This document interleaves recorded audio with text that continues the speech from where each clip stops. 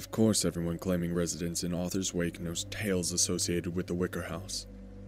It seems that every small province plays host to some structure of ill repute, which, as if by supernatural magnetism, draws rumors of ghosts and bogies, wrapping the timber and stone of its foundation in a shroud of darkness and horror. In Arthur's Wake, the Wicker House fills this odious task.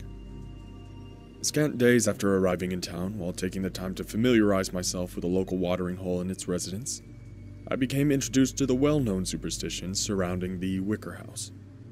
As a man of science, I knew any truths to be found in these outlandish stories were likely embellished to points unrecognizable. Nothing was firsthand. All experiences were from a friend who knew a fellow who may have seen something. It is the provincial mind which transforms wild dogs into wolves, that walk like men and interprets astronomical phenomena as harbingers of doom. Still, my curiosity sufficiently piqued. I endeavored to better inform myself upon the subject through more objective means. To my great surprise, while failing to confirm the more supernatural claims of the tales, the town records in the basement of the local library did provide an aspect to a most sinister reality all their own.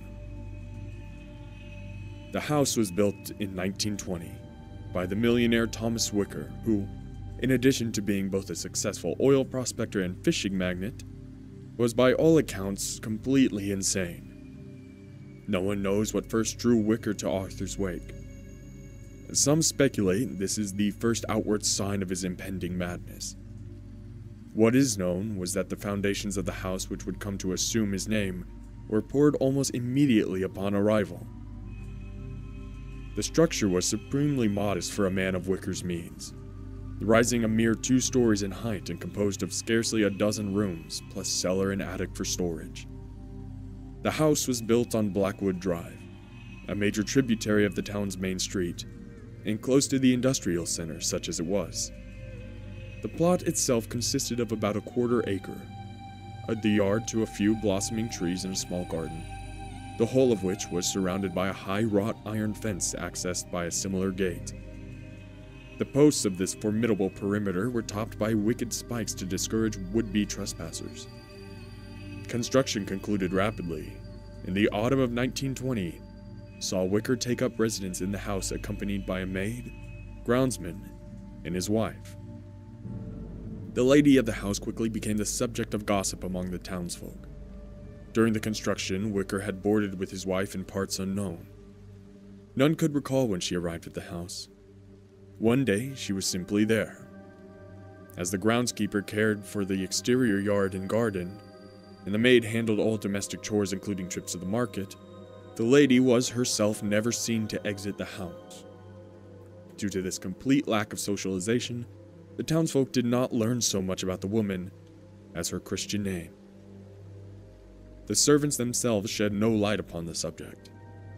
The man hailed from a remote part of the Dark Continent, and the woman appeared to be a mixed breed, vaguely of the Orient. Wicker had acquired the service of each while abroad for business dealings, and neither spoke a word of English. Naturally, the Lady Wicker was the object of most persistent rumor.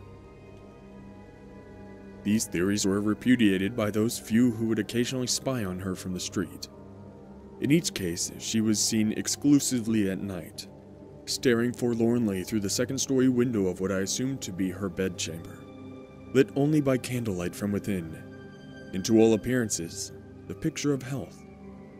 Additionally, there was a little chance the typically damp and sunless climate of the Wake would be prescribed to improve one's constitution by even the most inept of physicians. As common folk are wont to do, with a logical explanation absent more fantastic theories were crafted. Some began to speculate the woman was a witch, others an enslaved angel won by Wicker whilst dicing with Satan.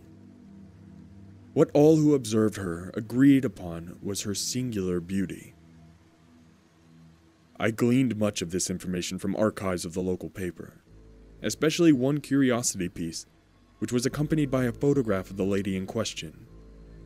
The scene was just as I had heard described, the single lonely prisoner peering through the window and across that terrible iron fence into the darkness of the night.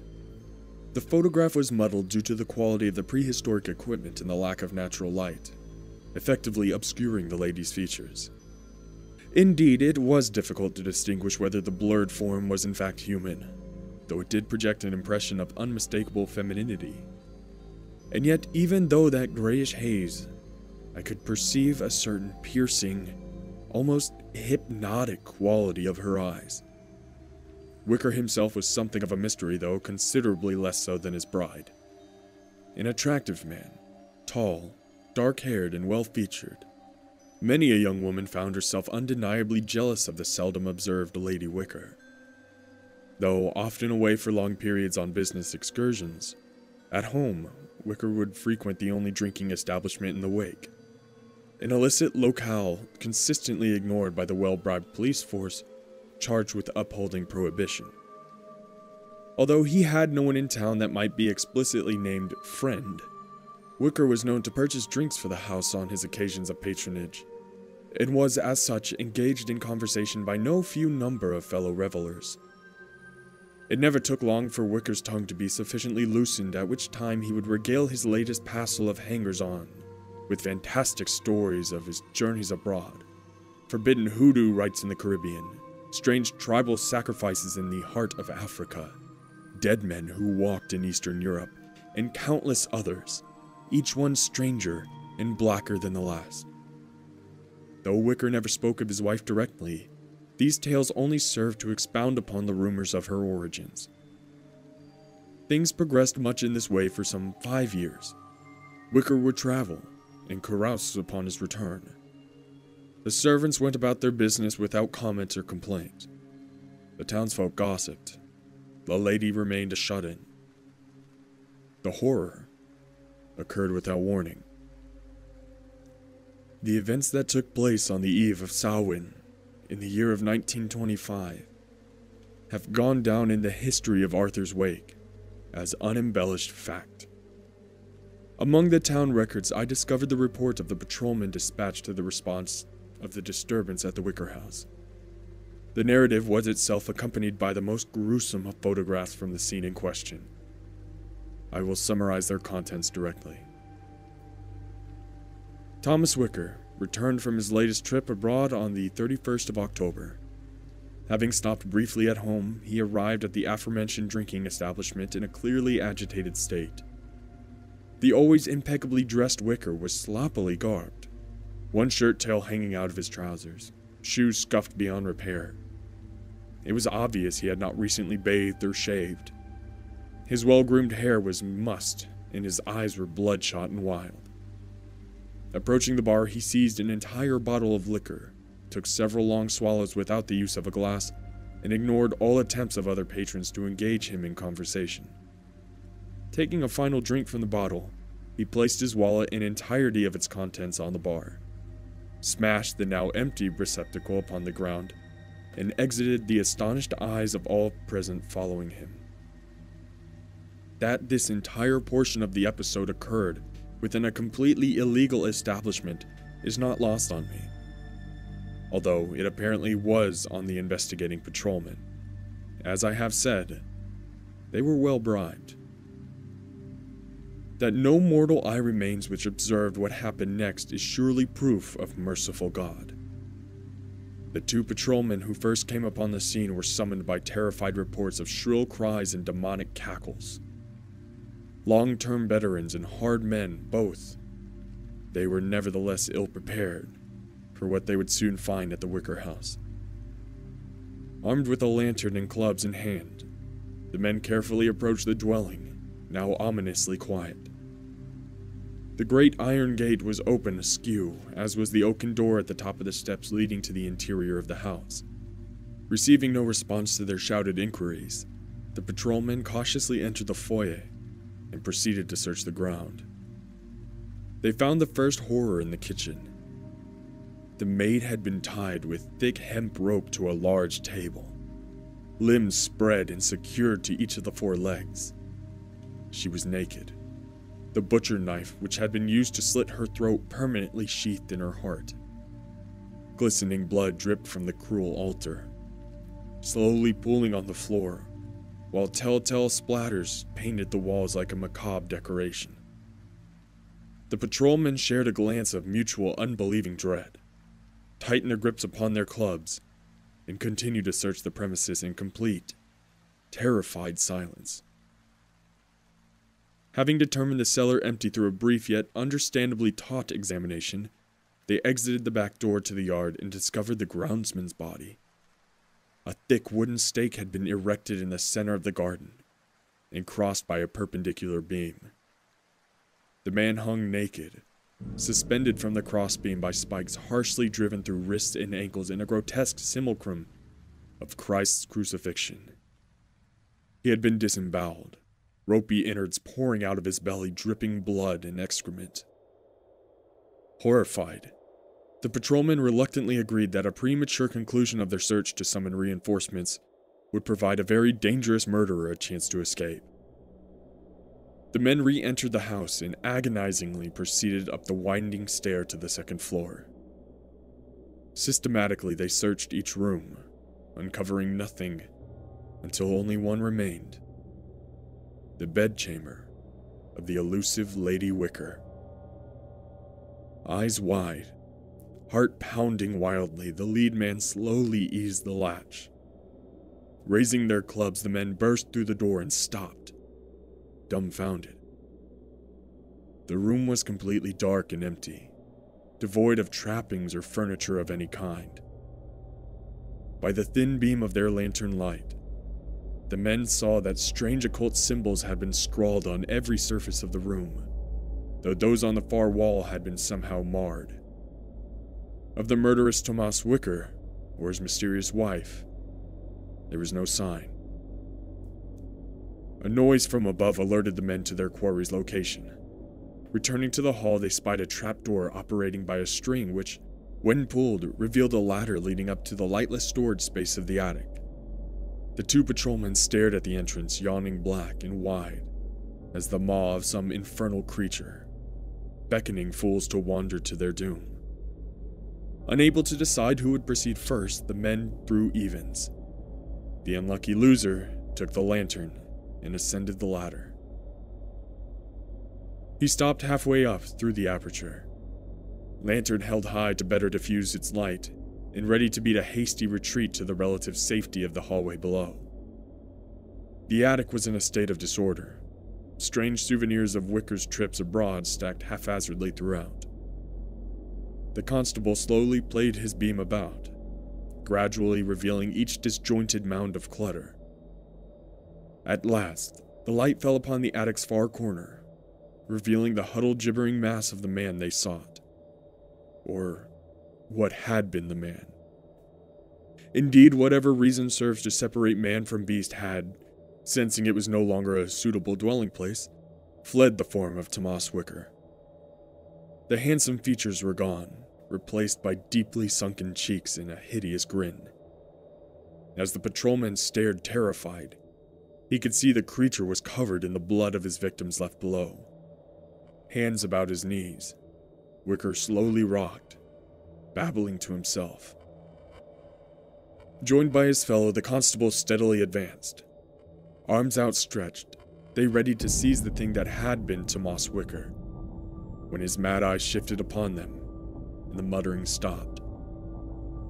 In a moment of seeming clarity, he whispered, "She's gone," before emitting a maniacal howl and leaping to his feet. Taken aback, the patrolman hesitated, affording the lunatic room to bound past them to the window and hurl himself through the glass. His desperate shriek gave way to a sickening thud. The men rushed to the broken window. Far below, by the light of the moon, they saw the body of Thomas Wicker, jerked spastically, impaled by the wicked spikes atop the iron wall. By the time the patrolmen descended from the attic, the hideous motion had mercifully stopped. The remainder of the report is, compared to the extraordinary events that had thus far taken place, remarkably mundane. Determining that the murderer was indeed the dead patrolman called for reinforcements.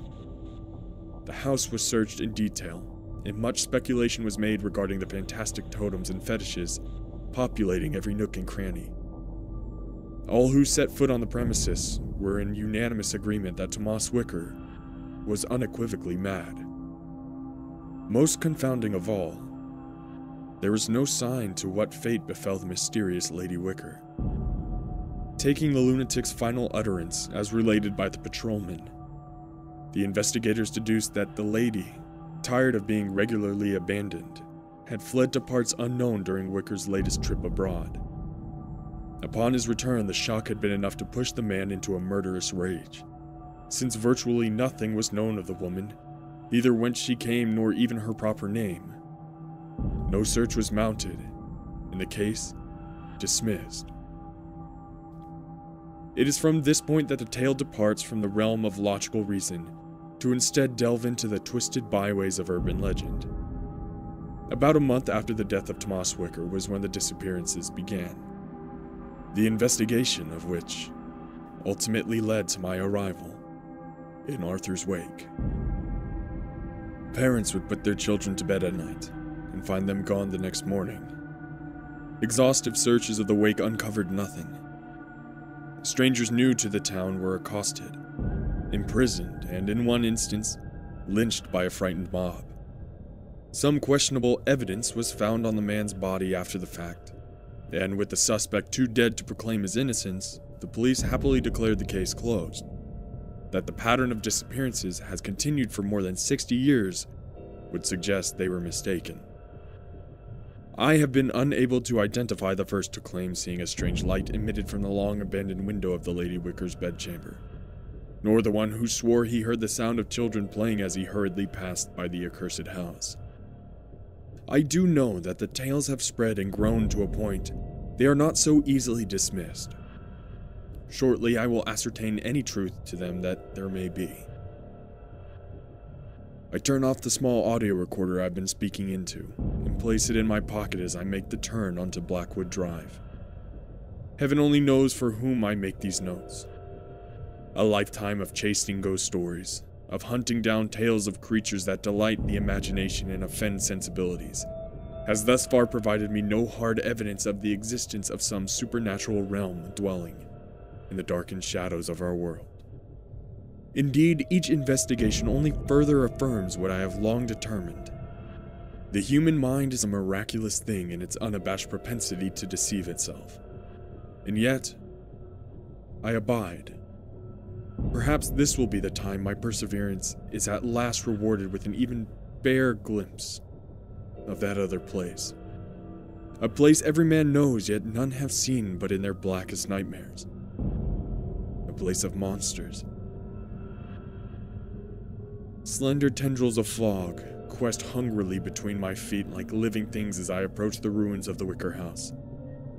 Pushing through the rusted iron gate, I am reminded that despite my misgivings, I too am human. My mind as readily capable of deception as any other. Indeed, making my way up the front path, a trick of the moonlight suggests a soft glow emanating from the second-story window, as if a candle lit within it. And were it not impossible, the visage of a beautiful woman stares down and smiles at me approvingly. My hand tightens on the knob as children's laughter reaches my ears. I open the door.